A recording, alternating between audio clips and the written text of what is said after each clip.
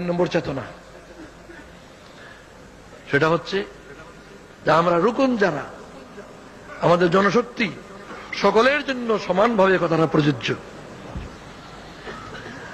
আমরা আল্লাহর আইন সৎ লোকের শাসন চাই। এ সৎ লোকের সংজ্ঞা কি? সৎ লোকের সহজ সংজ্ঞা হলো ইসলামের দৃষ্টিতে সৎ লোক ওই ব্যক্তি যে ব্যক্তি বিবেকের বিরুদ্ধে চলে না। কথাটা কিন্তু বুঝবার বিষয়। আল্লাহ তাআলা বিবেক দিয়েছেন প্রত্যেককে। বিবেক কি? ওই রূহ, দেহের যত দাবি থেকে বলে নাফস। নাফস তো খারাপ দিকে টানি। ইন্না নাফস আল্লাহ আম্মারাতুম বিসু। নাফসের কামই হলো খারাপ দিকে টানে। এই দেহ বস্তু জগতের দ্বারা, বস্তুর দ্বারা তৈয়ার, বস্তু জগতের দিকে তার আকর্ষণ।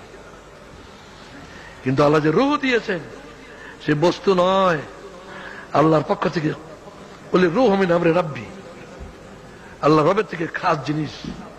ফানাফাখতু ফীহি মির রূহি।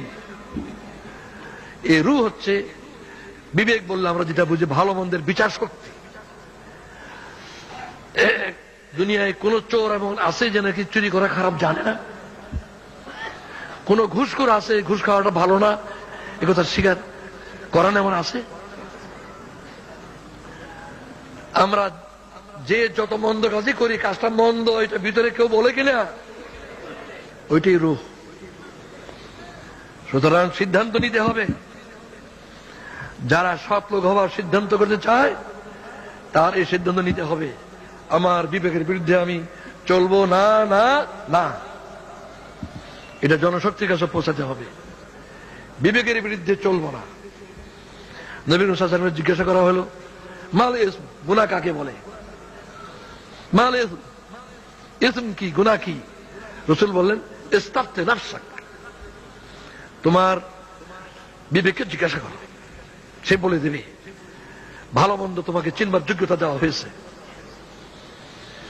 আর এক হাদিসে আছে, গুনাহ কি? রাসূল বলছেন, মা হাকা ফি নাফসিক, করতে গেলে তোমার মনে যখন খটকা লাগে তখন বুঝবে যে এটা গুনাহ। এই জন্য সন্দেহজনক জিনিস থেকে দূরে থাকা, এটা তাকওয়ার দাবি। মা হাকা ফি নাফসিক। সুতরাং দ্বীনের দাবি হলো যে বিবেকের বিরুদ্ধে চলবো না। গোটা জনশক্তির জন্য রুকুন সহ সকলের এই কথাটা পৌঁছতে হবে। যদি কোনো সময় বিবেকের বিরুদ্ধে কাজটা হয়ে যায়, হতাশ হবেন না, তওবা করবেন, দৃঢ় প্রতিজ্ঞ হবেন যে আর আবার হইতে দেব না। কিছু জরিমানা করেন, নফল নামাজ, নফল রোজা, নফল আল্লাহর পথে খরচ, এই তিন রকম জরিমানা করেন, নিজের উপর জরিমানা করেন। আবার যদি একই জিনিস হয়ে যায় বিবেকের বিরুদ্ধে, জরিমানা বাড়াইয়ে দেন। নফল নামাজের পরিমাণ বাড়ান, নফল রোজার পরিমাণ বাড়ান এবং আল্লাহর পথে খরচের পরিমাণ বাড়ান। জরিমানা স্বরূপ ইনশাআল্লাহ ফায়দা পাবেন। এটা পরীক্ষিত, পরীক্ষিত। এটা আপনার পরীক্ষা করে দেখবেন ইনশাআল্লাহ। বিবেককে জয়ী রাখবেন। নামাজ রোজা আল্লাহ দিয়েছেন কি করার জন্য? নফসের উপরে বিবেককে শক্তিশালী করার জন্য না। সুতরাং আমি আপনাদের কাছে যে আলোচনা করলাম, রুকনিয়াতের চেতনা এবং গোটা জনশক্তির জন্য সহি জজবা। রুকনিয়াতের চেতনা 5টি পয়েন্ট বললাম, আর কর্মীদের জজবা 3টা বললাম। কিন্তু একটা কথা সবার জন্য, বিবেকের কথাটা সকলের জন্য।